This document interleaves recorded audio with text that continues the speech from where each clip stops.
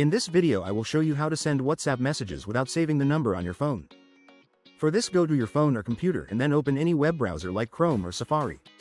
Then in address bar type following.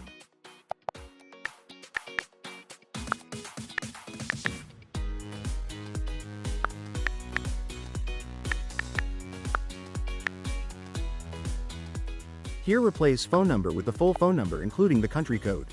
You can include +sign in country code. I am going to chat with Nepalese WhatsApp number, so I am adding country code +977. Followed by phone number.